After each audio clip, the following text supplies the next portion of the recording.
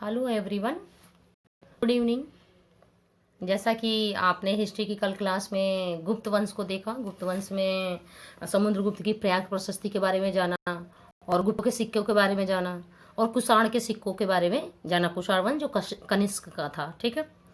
तो देखा गया है कि कुषाणों ने जो सिक्के चलवाए वो काफ़ी बहुत पहले, मतलब गुप्तों से पहले उन लोगों ने सिक्के चलवाए थे और काफ़ी वो शुद्ध सिक्के थे, मतलब सोने के शुद्ध सिक्के थे।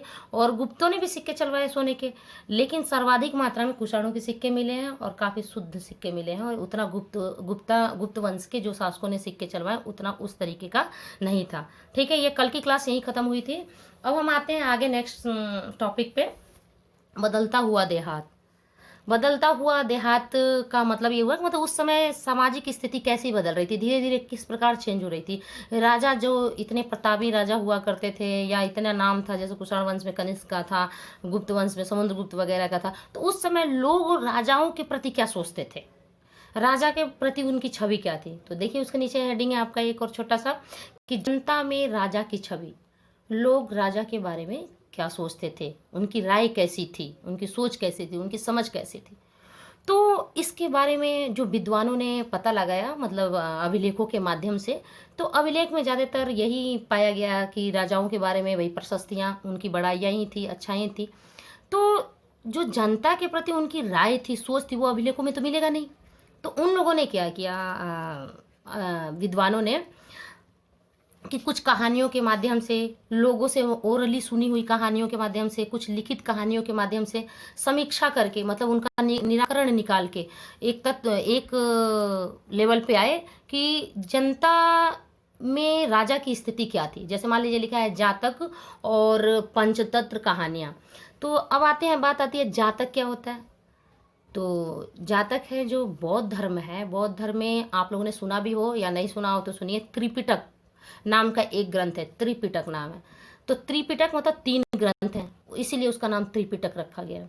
तो पहला है उसमें विनय पिटक, दूसरा है अभिधम पिटक, और दूसरा है सुत्त पिटक, और तीसरा है अभिधम पिटक।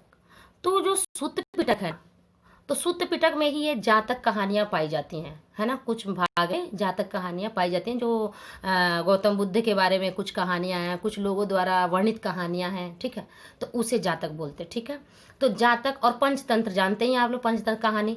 तो इन कहानियों के माध्यम से भी विद्वानों ने राजा के बारे में मतलब जाना। इसलिए अनेक कथाओं की समीक्षा करके, अनेक कहानियाँ जो लिखी उखी गई होंगी उनके बारे में उनका निराकरण करके, समीक्षा करके, कथाओं के मौखिक स्रोत का मतलब है जैसे जैसे ओरली नहीं हम सुनते कहानी एक दूसरे से, तो वैसे उनके स्रोत के माध्यम से फिर किससे कहानियाँ, जैसे बाद लिपिबद्ध किया गया, किससे जो हम देखते नहीं है, कभी कभी हम पूर्वजों किसी ने सुने होते हैं जो कहानियाँ, जैसे नानी हमें सुनाती रहती थी, वो कभी कभी हमें बुकों में भी मिलता है। तो बुकों का मतलब किसी न किसी तरीके से उसको लिपिबद्ध किया गया हुआ, लिखा गया हुआ। तो उसके माध्यम से विद्वानों ने निचोड़ निकाला कि राजा की छवि किस प्रकार थी समाज में, ठीक है। अब जैसे लिखा है गण तिंदु जातक, ये भी बौद्ध धर्म की एक कथा है।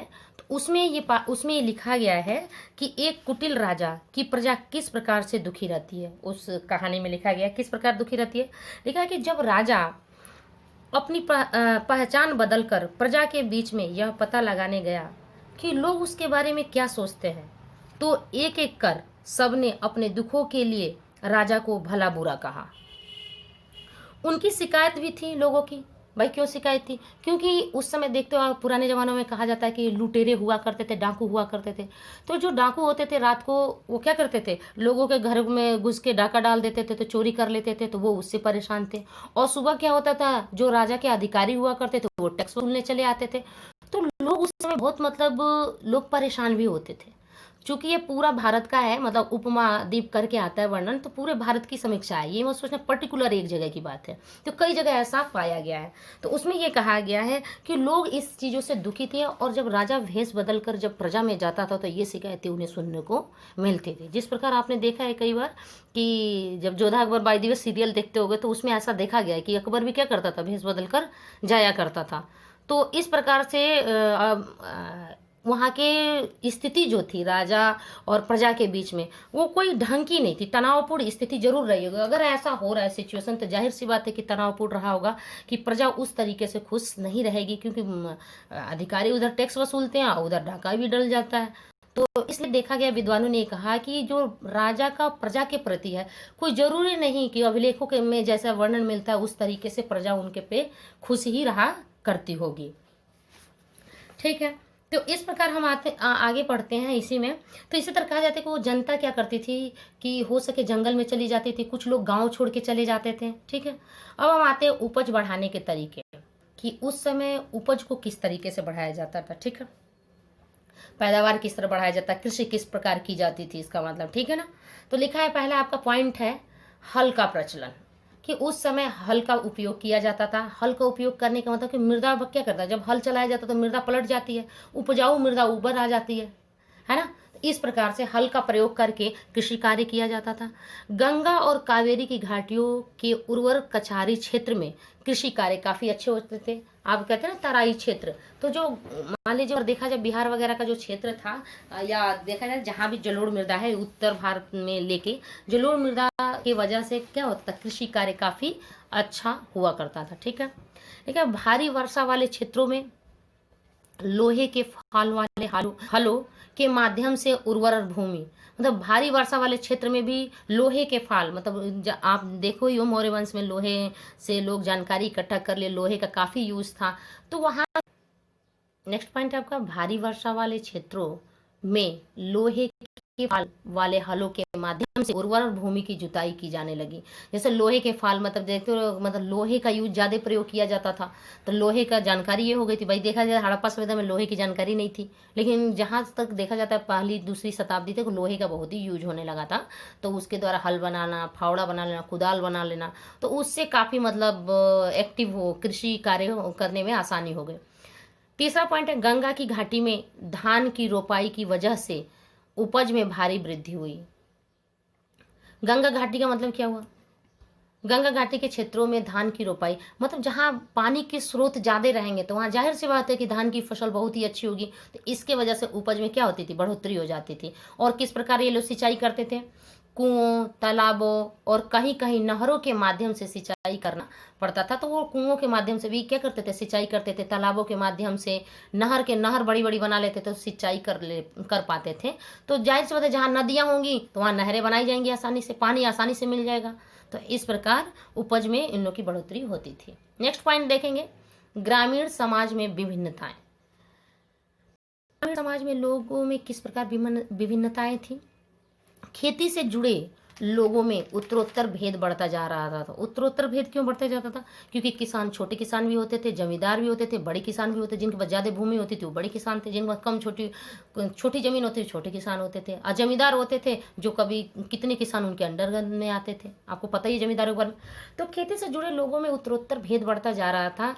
बौद्ध धर्म में भी इसका वर्णन किया गया है कि भूमिहीन, जिनके पास भूमि नहीं होती थी, खेतीहर, जो खेती कृषि कार्य करते थे, सिर्फ कृषि कार्य, श्रमिक मतलब मजदूर, छोटे किसानों और बड़े बड़े जमींदारों का उल्लेख मिलता है। मतलब बौद्ध धर्म के ग्रंथों में भी इनके बारे में वर्णन मिलता है। इसका मतलब खेती बहुत ही इंपॉर्टेंट था उस समय।